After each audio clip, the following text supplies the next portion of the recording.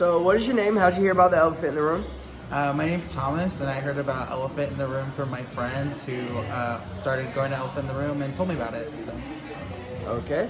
And how would you describe your experience here at Elephant in the Room? I really like it. You get to kind of come in and do all sorts of things that I normally wouldn't think to do, and like it feels nice to kind of like take care of myself in a way that I normally didn't think I could do for myself. So that's awesome.